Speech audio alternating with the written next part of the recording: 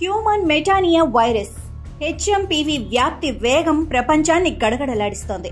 చైనాలో మొదలైన ఈ వైరస్ ప్రపంచాన్ని చుట్టేయటం ఖాయమన్న ఆందోళన వ్యక్తమవుతోంది.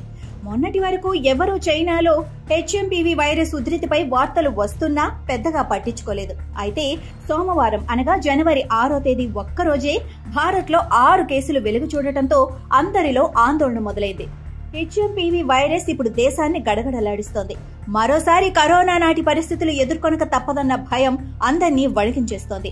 కర్ణాటక, గుజరాత్, తమిళనాడు, ఢిల్లీలలో హెచ్ఎంపీవీ కేసులు వెలుగు చూడటంతో జనం భయంతో వణుకుతున్నారు. కేంద్ర ఆరోగ్య మంత్రిత్వ శాఖ హెచ్ఎంపీవీ వైరస్ కొత్తదేం కాదని, ఇది ప్రాణాంతకం కాదని చెబుతున్నా జనం నమ్మటం లేదు. కరోనా వ్యాప్తి సందర్భంలో కూడా ఇలాగే చెప్పారంటూ నాటి పరిస్థితులను గుర్తు చేసుకుంటున్నారు. దేశంలో హెచ్ఎంపీవీ వైరస్ వ్యాప్తి వార్తల నేపథ్యంలో ఆంధ్రప్రదేశ్ ప్రభుత్వం అప్రమత్తమైంది. ఏపీలో ఇప్పటి వరకు హెచ్ఎంపీవీ వైరస్ కేసులు నమోదు కానప్పటికీ ప్రజలను అప్రమత్తం చేయటమే కాకుండా హెచ్ఎంపీవీ గురించి, దాని వ్యాప్తి గురించి తీసుకోవాల్సిన జాగ్రత్తలు, వైద్య సదుపాయాలు, మందులు అందుబాటు, ఆక్సిజన్ సరఫరా, అత్యవసర పరిస్థితులు వంటి అనేక అంశాలపైన ముఖ్యమంత్రి చంద్రబాబు అధికారులతో టెలికాన్ఫరెన్స్ నిర్వహించారు. ఈ సందర్భంగా ముఖ్యమంత్రి మాట్లాడుతూ కర్ణాటక, గుజరాత్ రాష్ట్రాల్లో హెచ్ఎంపీవీ కేసులు నమోదవుతున్న నేపథ్యంలో రాష్ట్రంలో అప్రమత్తతతో వ్యవహరించాలని అధికారులను ఆదేశించారు. ప్రజలు దీనిపైన ఆందోళన చెందాల్సిన అవసరం లేదన్న విషయాన్ని సీనియర్ వైద్య నిపుణులు చెబుతున్నారని చెప్పిన ఆయన, అయినా ఛాన్స్ తీసుకోవద్దని, ఎటువంటి పరిస్థితినైనా ఎదుర్కొనేందుకు సిద్ధంగా ఉండాలని చంద్రబాబు సూచించారు.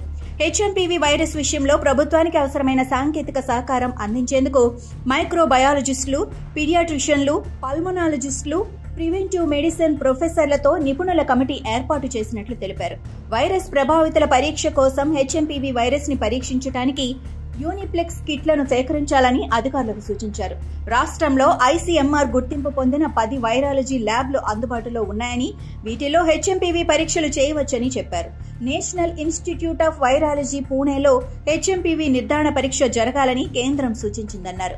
ఐసీఎంఆర్ గుర్తింపు పొందిన పీడీఆర్ఎల్ ల్యాబ్లకు అవసరమైన టెస్టింగ్ కిట్లను సరఫరా చేస్తామని కేంద్రం తెలిపిందన్నారు. జర్మనీ నుండి 3000 టెస్టింగ్ కెపాసిటీ కిట్లను కొనుగోలు చేయాలని నిర్ణయించారు. అలాగే 4,50,095 మాస్కులు, 13,71,000 ట్రిపుల్ లేయర్డ్ మాస్కులు, 3,52,000 పీపీఈ కిట్లు తక్షణమే అందుబాటులోకి తీసుకురావాలన్నారు. చికిత్స కోసం అవసరమైన ఔషధాల లభ్యతపైన కూడా అధికారులతో సమీక్షించారు. అన్ని ప్రభుత్వ బోధన జిల్లా ఆసుపత్రులలో 20 పడకల ఐసోలేషన్ వార్డులను సిద్ధంగా ఉంచాలన్నారు. ప్రభుత్వ ఆసుపత్రుల్లోని అన్ని ఓపీ ప్రాంతాలలో ఆటో శానిటైజర్ డిస్పెన్సర్లను ఏర్పాటు చేయాలని ఆదేశించారు.